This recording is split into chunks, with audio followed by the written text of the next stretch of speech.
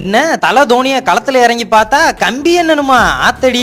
ஆமா, அப்புறம் அவர் என்ன பக்கத்து தெருவுல இருக்க ரேஷன் கடைக்கிட்ட குடியிருக்காரு. வாங்க தலைவான் வணக்கத்தை போட்டு பாத்துட்டு வர்றதுக்கு. இந்தியால இருக்க பெரிய முக்கிய புள்ளிகள்ல அவரும் ஒருத்தர். போதா குறைக்கு கௌரவ ராணுவ பதவி வேற அவருக்கு கொடுத்திருக்காங்க. மிலிட்டரியில இருக்க ஒரு ஆளை போய் நீ இப்படி சந்திக்கலாமா? கத்தி கித்தி எடுத்து முட்டில குடஞ்சு விட்டேன்னா பாதுகாப்பு முக்கியம்.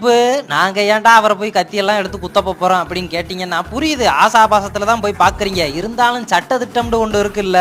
அப்படித்தான் போன மேட்ச்ல இருந்தா அந்த பையன், இவர் பேர் ஜெயக்குமார் ஜெயினி, 21 வயசு தான் ஆகுது, சின்ன பையன். இந்த பையன் ஜாலியா தோல்ல கையை போட்டு பேசிட்டு என்ஜாய் பண்ணிட்டு வந்ததெல்லாம் நம்ம பார்த்து ரசிச்சோம், யூடியூப்ல ட்ரெண்ட் ஆக்கி விட்டோம். ஆனா அதுக்கப்புறம் என்ன ஆச்சுன்னு தெரியுமா? இந்த பயலுக்கு 3 மாசம் சிறை தண்டனை கொடுத்துருக்காங்களாம். உங்க அங்காளி பங்காளி அவனாது டேய் சேப்பாக்கத்துல இறங்கி அடுத்த மேட்ச்ல தலை காலில் விழுந்து நானே ட்ரெண்ட் ஆகுறேன் டே அப்படின்னு கப்பித்தனமா பேசிக்கிட்டு இருந்தேன். ஆனா அவனுக்கு இந்த வீடியோவை அனுப்பிவிட்டு அடியே தெரிஞ்சுக்கடே மண்ட கோளாறுல உள்ள போய் கழிதிங்க தெரியாத அப்படின்னு அவனுக்கு புரிய வைங்க. ஆனா இப்ப ஜெயில களி எல்லாம் போடுறது இல்ல, வாரம் 2 நாள் சிக்கன் வேற போறாங்களாம். ஆத்தடி இலை கறிச்சோருக்கு ஆசைப்பட்டு கம்பி என்ன தெரியாது